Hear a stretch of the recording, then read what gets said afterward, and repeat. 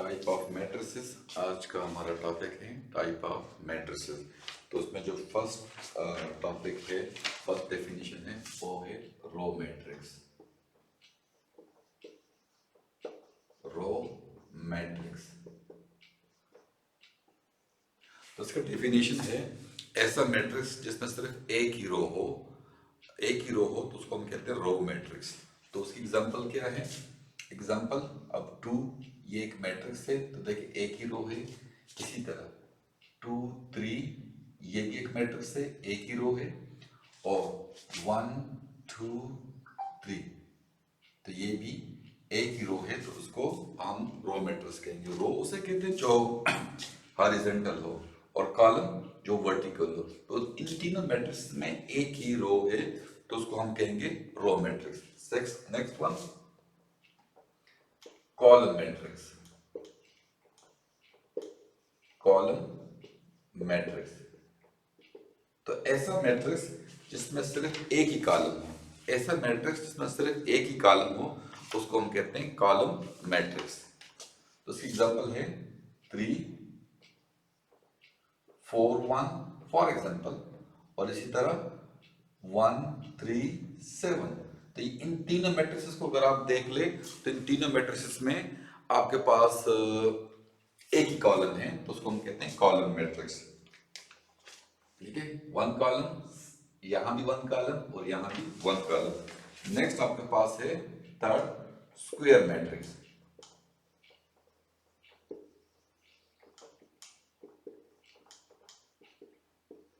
तो ऐसा मैट्रिक्स जिसमें आपके पास नंबर ऑफ रो और नंबर ऑफ कॉलम की तादाद बराबर हो।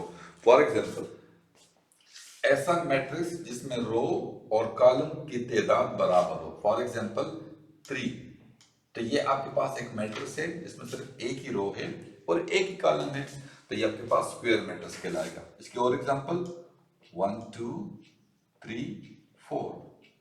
तो इस मैट्रिक्स को देखिएगा, दो रो है, फर्स्ट रो, ये सेकंड रो, और कॉलम भी दो ही है, तो ये 1 और ये 2।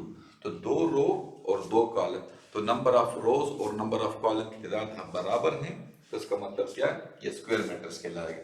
और एक और एग्जांपल देख लें, 1 2 3 4 5 6 7 8 9। तो ये एक और मैट्रिक्स है, इसमें first row, second row, third row, तीन रो है, और कॉलम 1 2 और 3। तो नंबर ऑफ रोज और नंबर ऑफ कॉलम बराबर है, तो ये आपके पास कहलाएगा स्क्वायर मैट्रिक्स। ठीक है, अभी मैं जरा कुछ और डिफिनेशन कराता हूं।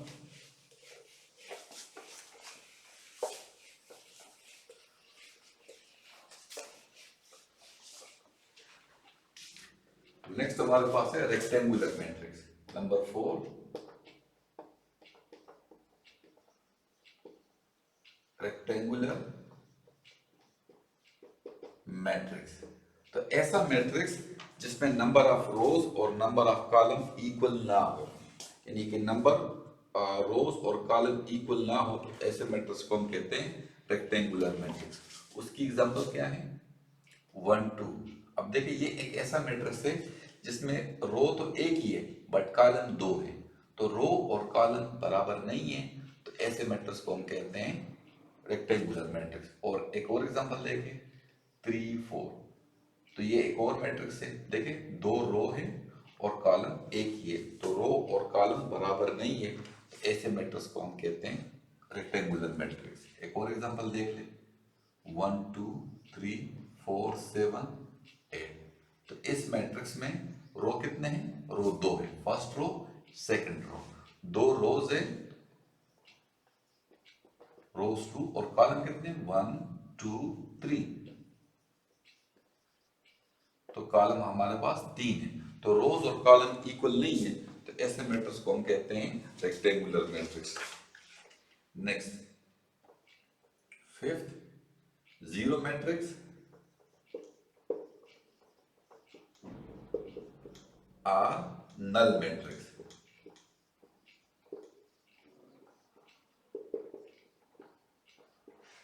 तो एक बात आप याद रखिएगा, कि जीरो मैट्रिक्स और नल मैट्रिक्स में ऑर्डर मैटर नहीं करता, मतलब ये मैटर नहीं करता कि इसमें कितने रोज है और कितने कॉलम्स है। तो जो भी हो, जितने भी रोज हो, जितने भी कॉलम हो, वो जीरो मैट्रिक्स हो सकता है।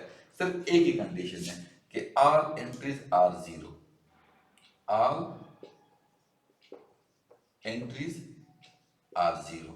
सिर्फ ये एक ही कंडीशन है कि मैट्रिक्स में जब तमाम एंट्रीज जीरो हो जाए तो वो मैट्रिक्स कहलाता है नल मैट्रिक्स या जीरो मैट्रिक्स। एग्जांपल क्या है? Zero, zero zero, zero zero या जीरो जीरो जीरो जीरो। तो ऐसा मैट्रिक्स जिसमें तमाम एंट्रीज जीरो हो जाए तो वो कहलाता है नल मैट्रिक्स। सही है। नेक्स्ट डेफिनेशन, तीन डेफिनेशन है, वो तीनों तकरीबन पैरेलल है, तो वो मैं एक साथ बोर्ड पे लिखूंगा।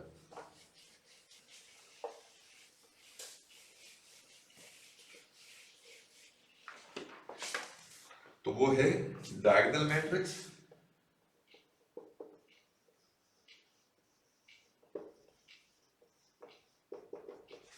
नेक्स्ट है स्केलर मैट्रिक्स,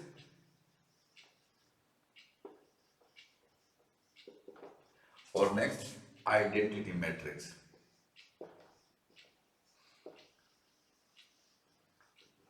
तो ये 6, ये 6 नंबर है, ये 7 है, ये 8 है। इन सब को मैंने एक लाइन पे लिखा, और एक लाइन पे क्यों लिखा उसकी एक रीजन है, वो ये है कि ऐसा मैट्रिक्स, कोई भी मैट्रिक्स हो, फॉर एग्जांपल कोई भी मैट्रिक्स हो, तो इसको यहाँ से शुरू करके यहाँ तक, जो ये कोई भी नहीं बल्कि स्क्वायर मैट्रिक्स हो, तो यहाँ से लेके यहाँ तक जो डायगोनल बनता है इसे कहते हैं मैन डायगोनल।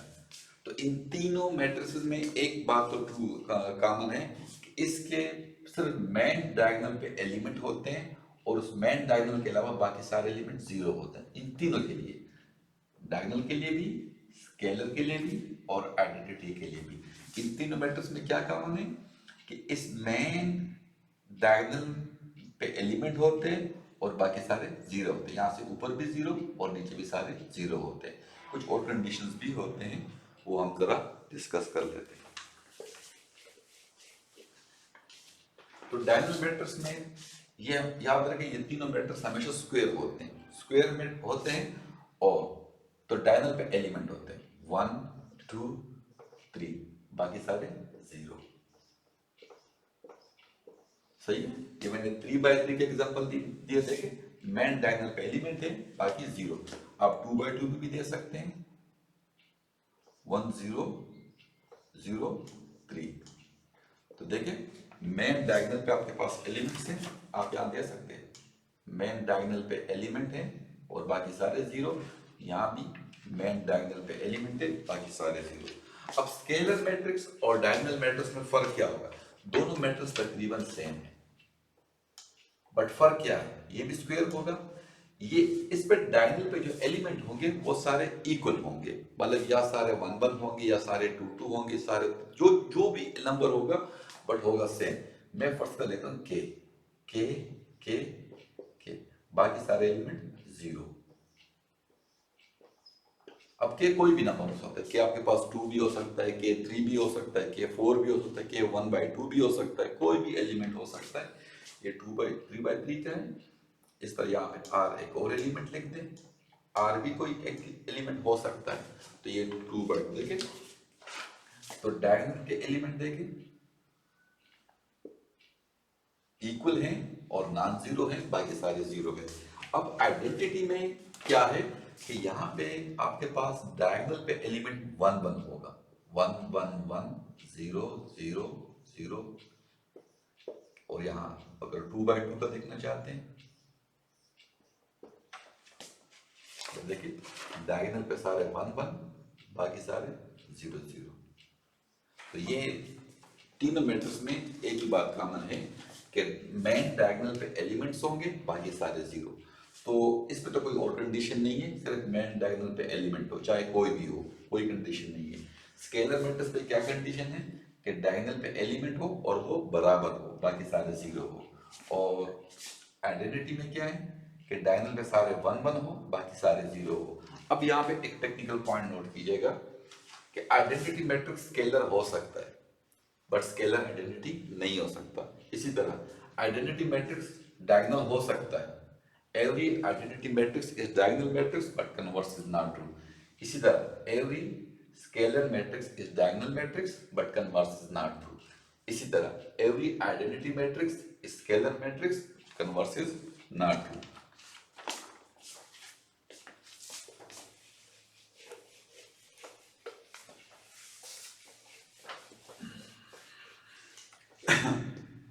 नेक्स्ट जो आपके पास है transpose of A matrix. Transpose of A matrix. तो ट्रांसपोज ऑफ ए मैट्रिक्स में क्या है कि आपके पास कोई भी मैट्रिक्स दिया हो, फॉर एग्जांपल 1 2 3 4 यहाँ पे 5 6, कोई भी मैट्रिक्स दिया हो, ट्रांसपोज हम कैसे फाइंड करते हैं? कोई मैट्रिक्स ए है, ए में कुछ एक मैट्रिक्स है, कुछ रोज है और कुछ कॉलम है। तो याद रखें ट्रांसपोज को हम डिनोट करते हैं ए की पावर टी, यहाँ पे पावर टी डिनोट करते हैं। ये पावर नहीं है, ये एक सिंबल है और ये इस मैट्रिक्स का ट्रांसपोज को शो कर देते हैं। ट्रांसपोज क्या है? रोज को कॉलम बनाए या कॉलम को रोज बनाए, यानी फर्स्ट मैट्रिक्स है उसके जो रो है वो यहाँ पे कॉलम कर दे। तो फर्स्ट रो को यहाँ पे फर्स्ट रो है उसको फर्स्ट कॉलम कर दे, सेकंड रो है सेकंड कॉलम कर दे। इसको आप ऐसे भी कह सकते हैं, फर्स्ट कॉलम को फर्स्ट रो बनाए, सेकंड कॉलम को सेकंड रो बनाए, थर्ड कॉलम को थर्ड रो बनाए। तो बात क्या है? रोज को कॉलम कर दे या कॉलम को रोज कर दे, तो ऐसे मैट्रिक्स को हम कहते हैं ट्रांसपोज ऑफ ए मैट्रिक्स। ठीक है, अब इस पे फर्दर दो क्वेश्चन और हैं।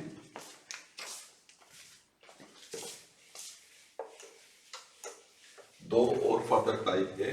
तो पहला है symmetric matrix number 10, symmetric matrix,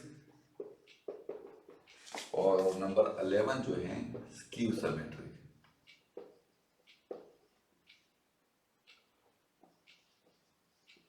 symmetric and skew symmetric. तो इसका डेफिनेशन क्या है कि आपके पास कोई भी मैट्रिक्स ए दिया हो, कोई भी मैट्रिक्स है, कोई आर्बिट्रेरी मैट्रिक्स ए दिया है ए, तो ए सिमेट्रिक कब होगा? जब आप ए के ट्रांसपोज ले ले और वो वापस ए के बराबर आ जाए। सही है, ए का ट्रांसपोज ले ले और ए के बराबर आ जाए।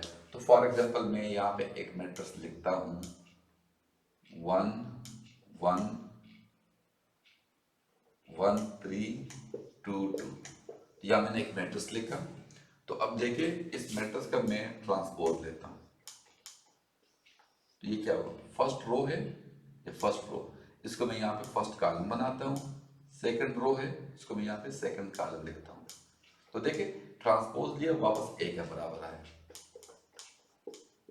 जिसको हम कहते हैं सिमेट्रिक मैट्रिक्स। अब स्क्यू सिमेट्रिक क्या है? स्क्यू सिमेट्रिक कोई भी ए मैट्रिक्स है, ए कोई मैट्रिक्स है, ये स्क्यू कब होगा? जब आप ट्रांसपोज ले लें और वो माइनस ए के बराबर आ जाए। ठीक है, तो ये आपके पास स्क्यू सिमेट्रिक मैट्रिक्स है। कोई भी मैट्रिक्स हो, जब ट्रांसपोज ले लें और वो किसके बराबर आ जाए? माइनस ए के बराबर आ जाए। तो उसकी एग्जांपल, फॉर एग्जांपल यहाँ पे ए कोई मैट्रिक्स है, इस पे यहाँ पे 0 0 होंगे और इसके अलावा यहाँ पे 4 -4। ठीक है, तो इसका ट्रांसपोज हम लेते हैं, तो फर्स्ट रो को फर्स्ट कॉलम बनाए और सेकंड रो को सेकंड कॉलम बनाए। यहाँ से आप माइनस कॉमन लेंगे। याद रखें मैट्रिक्स में से जब हम कॉमन लेते हैं तो वो तमाम एलिमेंट से कॉमन होगा। तो ये इस तरह से, तो 0 -4, तो ये 4 +4, तो ये -4 और ये 0। तो देखिए ए ट्रांसपोज बराबर हुआ -a के, तो ऐसा हम कहते हैं स्क्यू सिमेट्रिक मैट्रिक्स। अब इसके बाद हम जरा चलते एक्सरसाइज की तरफ।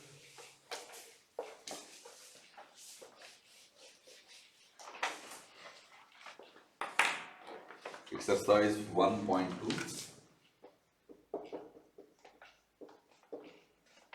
एक्सरसाइज 1.2। तो पहला क्वेश्चन है question number 1, right transpose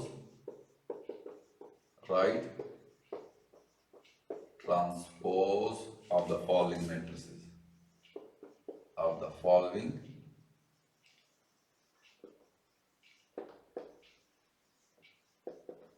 matrices। तो पहला पार्ट क्या है? पहला पार्ट है P 1 2 3 1। दूसरा पार्ट क्या है? Q L M N P। तीसरा पार्ट क्या है? R is equal to 6। Fourth part क्या है? सॉरी, फोर्थ पार्ट क्या है? फोर्थ पार्ट है S is equal to -2 1 4 4। और फिफ्थ पार्ट क्या है? T is equal to 6 7 8 13 1 3 2 4 5। तो ये 5 क्वेश्चन हैं और क्वेश्चन हमारे पास क्या है? Right transpose of the following matrices. तो ट्रांसपोज में हम क्या करते हैं? रो को कॉलम बनाते हैं या कॉलम को रो बनाते हैं। तो P का ट्रांसपोज आएगा P T आ जाएगा। ट्रांसपोज क्या है? फर्स्ट रो को फर्स्ट कॉलम बनाए और सेकंड रो को सेकंड कॉलम बनाए, तो ये इसका ट्रांसपोज आ गया। नेक्स्ट में Q का ट्रांसपोज, तो T ले लिया, first row first column, second row second column. और थर्ड क्या है? R का ट्रांसपोज, तो एक एलिमेंट है तो इसको ऐसे ही आएगा। सही है। नेक्स्ट फोर्थ पार्ट का S का ट्रांसपोज, तो S ट्रांसपोज ये क्या होगा? अब फर्स्ट कॉलम है उसको फर्स्ट रो बनाए, सेकंड कॉलम है सेकंड रो बनाए। कॉलम को रो कर दे या रोज को कॉलम कर दे, एक ही बात है। अब यहां पे T का ट्रांसपोज, फर्स्ट रो को फर्स्ट कॉलम, सेकंड रो को सेकंड कॉलम और थर्ड रो को थर्ड कॉलम। तो ये आपके पास क्या हुआ? ट्रांसपोज आ गए। फर्स्ट क्वेश्चन आपके पास सॉल्व हो गया, हर मैट्रिक्स का ट्रांसपोज लेना था। अब सेकंड की तरफ हम जाएंगे।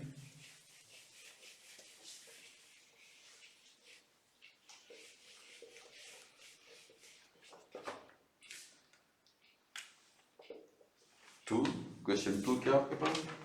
विच of the following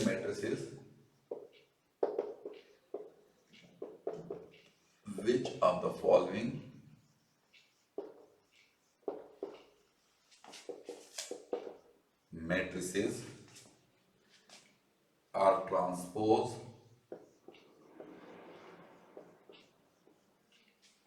of each other? Transpose of each other. तो पहला part A is equal to A1 A2 B1 B2।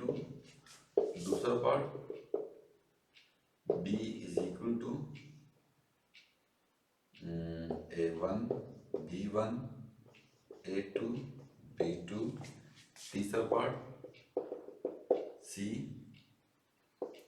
is equal to -3 1 -1 4 2 7। और फोर्थ पार्ट जो है वो है D -3 4 1 2 और -1 7। तो क्वेश्चन क्या है? Which of the following matrices are transpose of each other. तो मैं दूसरा कलर यूज कर रहा हूँ। तो फर्स्ट है A, तो मैं A का ट्रांसपोज लूंगा। तो A ट्रांसपोज, तो क्या है? फर्स्ट रो को फर्स्ट कॉलम बनाए A1 A2, सेकंड रो को सेकंड कॉलम बनाए।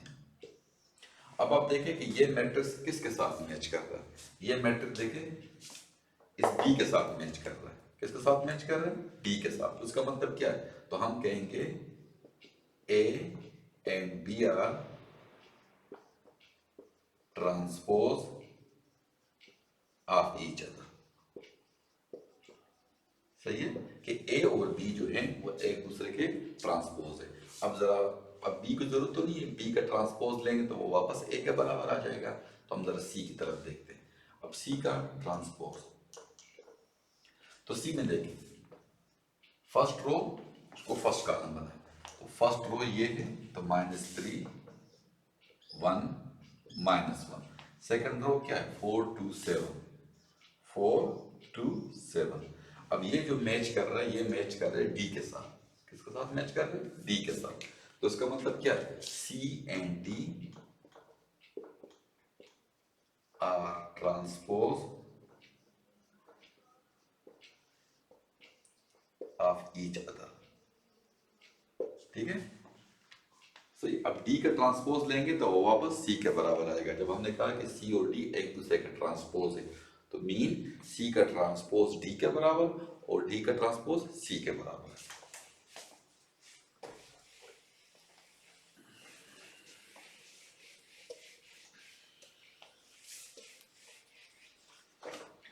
Question number 3। Question number 3। Which of the following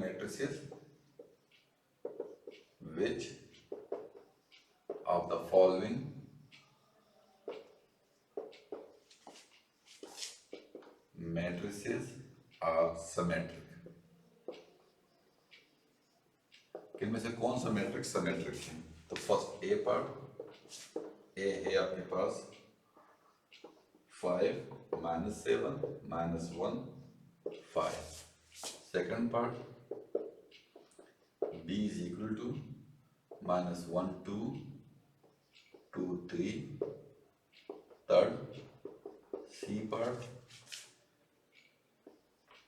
3 4 5 6। Fourth part d is equal to 1 2 3 4 5 6। सही है। तो हम हर मैट्रिक्स का ट्रांसपोज लेंगे और देखते हैं कि इसके बराबर है कि नहीं। Which of the following matrices are symmetric? तो पहला सिमेट्रिक मैट्रिक्स कब होता है? जब हम उस मैट्रिक्स का ट्रांसपोज ले ले और वापस ए के बराबर आ जाए। तो पहला ए पार्ट ए का ट्रांसपोज। तो ट्रांसपोज क्या है? रो को फर्स्ट कॉलम, सेकंड रो को सेकंड कॉलम। अब देख ले कि ए जो ए मैट्रिक्स है और ए ट्रांसपोज बराबर नहीं है। यहाँ पे 5 है 5, यहाँ पे -7 तो यहाँ पे -1। ए और ए ट्रांसपोज तो इक्वल नहीं है। तो इसका मतलब क्या है? A is not symmetric. A is not symmetric. ठीक है। अब नेक्स्ट बी पार्ट देखें तो बी पार्ट, अब बी का ट्रांसपोज हम लेते हैं तो बी ट्रांसपोज ये क्या होगा? फर्स्ट रो को फर्स्ट कॉलम और सेकंड रो को सेकंड कॉलम। अब देखिए बी ट्रांसपोज और बी बराबर है -1 2 इक्वल 2 और 3 इक्वल। तो बी इसका मतलब क्या हुआ? इसका मतलब ये हुआ कि बी ट्रांसपोज बराबर हुआ बी के। तो मतलब क्या हुआ कि B symmetric, B is symmetric. ठीक है। अब थर्ड पार्ट क्या हमारे पास? सी। तो सी का ट्रांसपोज जरा चेक करें। तो फर्स्ट रो को फर्स्ट कॉलम और सेकंड रो को सेकंड कॉलम। अब देखिए सी ट्रांसपोज और सी बराबर नहीं है। 3 पहले इक्वल है, इधर 5 है, इधर 4 है, तो इक्वल नहीं है। तो C transpose is not equal to C. तो इसका मतलब क्या हुआ? C is not symmetric. अब लास्ट वन डी का ट्रांसपोज। तो फर्स्ट रो को फर्स्ट कॉलम आएगा 1 2 3, सेकंड रो 4 5 6। तो यहां से तो क्लियर नजर आ रहा है कि डी ट्रांसपोज डी के बराबर नहीं है, क्योंकि इनका तो अडर सेम नहीं है। तो जब अडर सेम नहीं है तो आगे एलिमेंट का सेम होने की जरूरत नहीं पड़ती। तो डी इज नॉट सिमेट्रिक। सही है। अब नेक्स्ट क्वेश्चन जरा हम करते हैं। Question number 4। Question number 4, which of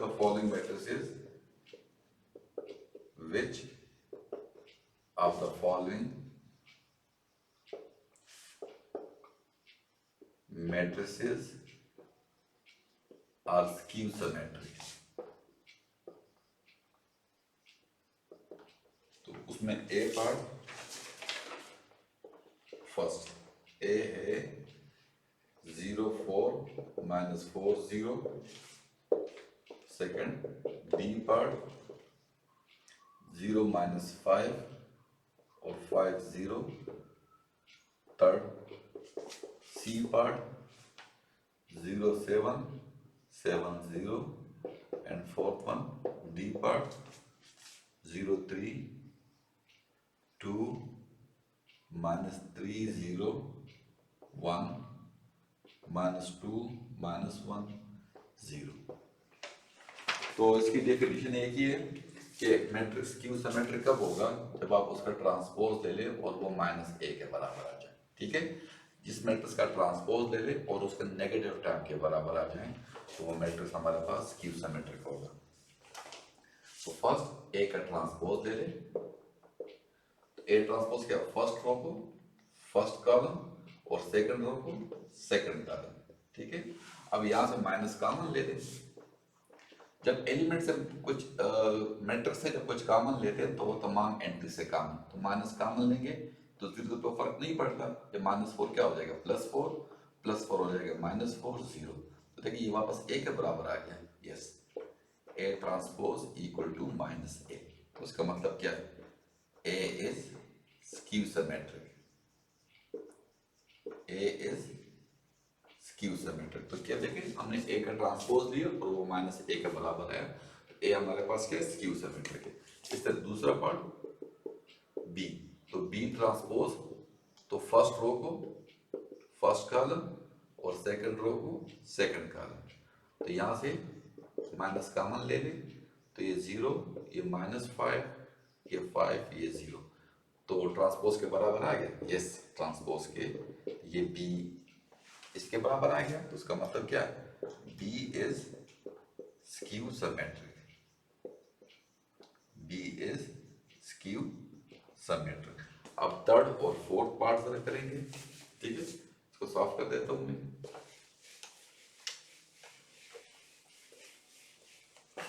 अब थर्ड पार्ट क्या है, सी, तो सी का ट्रांसपोज ले लेते हैं। तो 0 first row first column, second row second column, तो माइनस कॉमन लेंगे तो फर्क तो नहीं पड़ता, माइनस टाइम आएंगे। ये तो असल में सी ट्रांसपोज जो है आप देख लेते हैं, सी के बराबर आएगा। यहाँ पे सी सिमेट्रिक है, यहाँ पे सी क्या है, सिमेट्रिक है, स्क्यू सिमेट्रिक नहीं है। तो हमसे क्वेश्चन पूछा गया स्क्यू सिमेट्रिक का, तो इसका मतलब क्या होगा, C is not skew symmetric matrix, not skew symmetric, कि सी जो है वो स्क्यू सिमेट्रिक नहीं है। अब नेक्स्ट डी पार्ट जरा देख ले। तो डी का ट्रांसपोज, तो फर्स्ट रो फर्स्ट कॉलम,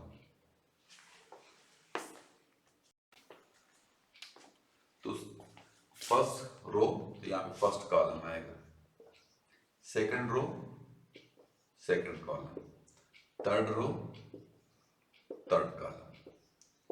अब यहां से माइनस कॉमन ले सकते हैं, तो जब माइनस कॉमन लेंगे तो ये 0 -3 है तो +3, -2 है तो +3, तो -0 -1 तो +1, ये -2 -1 0। तो देख ले ये इसके बराबर आ गया, तो -d, तो d transpose equal to -d। तो इसका मतलब है d is skew symmetric, skew symmetric. और इस तरह चैप्टर एक्सरसाइज कंप्लीट हुआ।